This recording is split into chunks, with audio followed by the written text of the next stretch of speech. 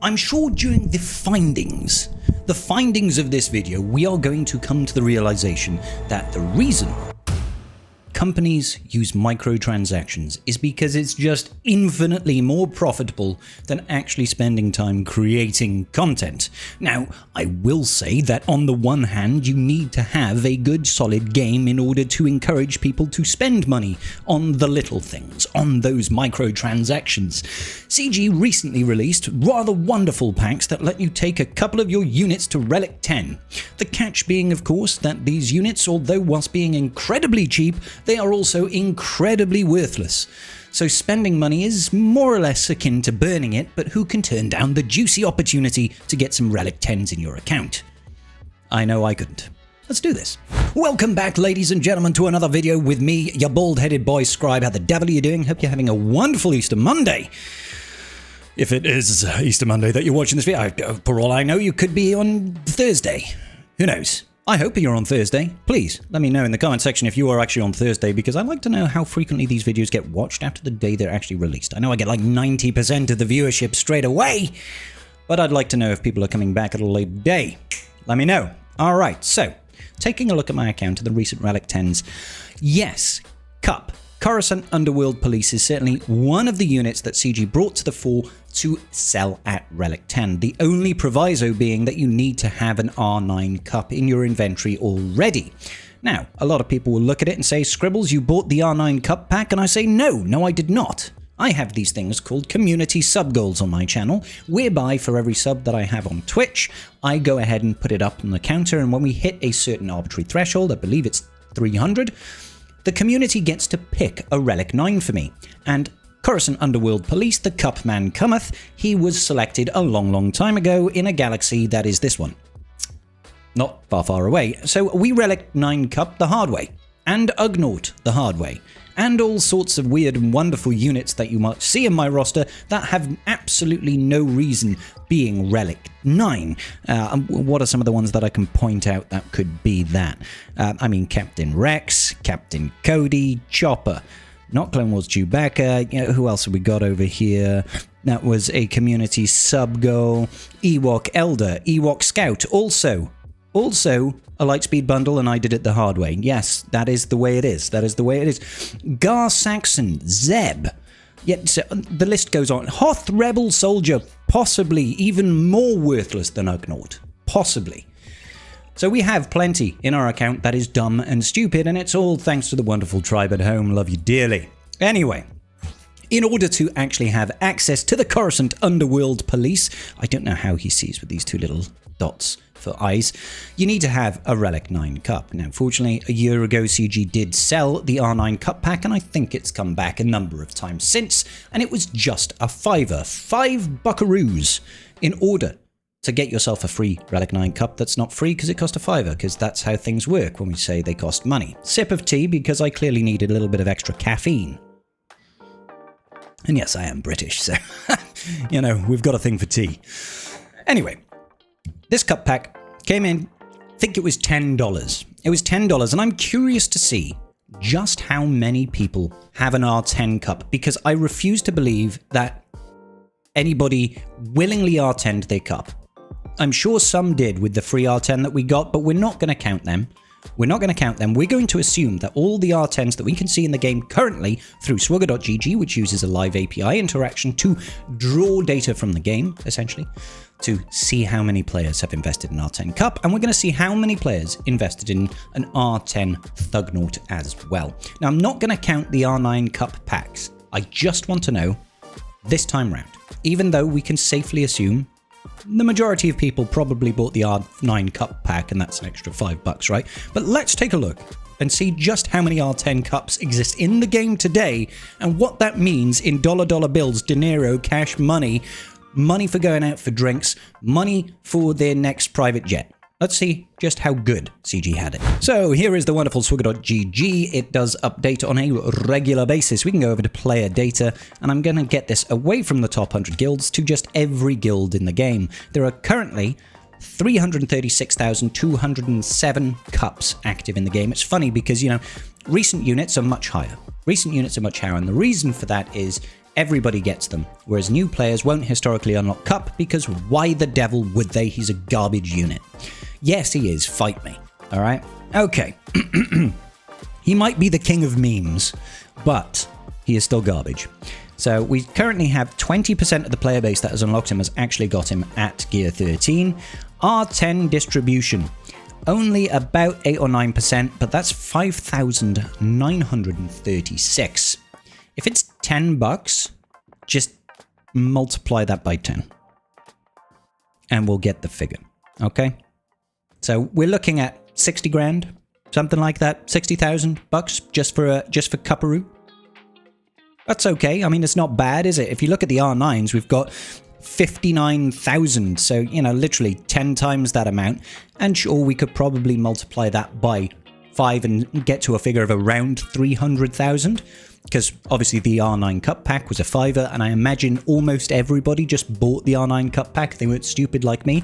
We could probably suggest around about 300,000 for R9 Cup, and then an additional nearly 60,000 for the R10 Cup. So about, let's just round it to $350,000 for these packs for just Cup alone. Okay, now let's think of this in the context of a production cycle and how much money that would cost to invest in. From CG's perspective, how much money did it cost them to put out an R10 Cup Pack and an R9 Cup Pack? I imagine the dev time was all of 3.5 minutes to be like, well, we have this asset, we've got the base asset for the pack, we're going to slap those two together, we're going to spend 15 minutes deciding on a reasonable price, and we're going to throw it out there. Maybe 1 hour's worth of FTE time, at best. full-time earner, full-time experience person, FTE. So yeah, maybe an hour of somebody's time. Maybe it went through some sort of committee meeting to say, hey, here are a bunch of the packs that we're looking to recommend. What do you think? Sure. Bang in. Let's go and, you know, have some old fashions at the local cocktail pub. All right. So, and of course, you know, any of these R9 and R10 packs that were bought on either the Apple store or the iOS store, those companies are going to take a cut as well. I think it's about 30%. And obviously they have to pay wages and they have to pay license fees to Star Wars, Disney in general in order to use it. So it's not like it's all pure profit. But when you look at it in the context of how much effort it takes for the return, that's pretty good. That's pretty good to just be like, yeah, we'll put out a pack. All right. So let's take a look at Thugnaut then. Once again, Thugnaut will go over to the player data, we'll just go ahead and filter it by all, and we'll go down to the bottom. Now, funnily enough, there are a lot more Relic 10 Thugnauts.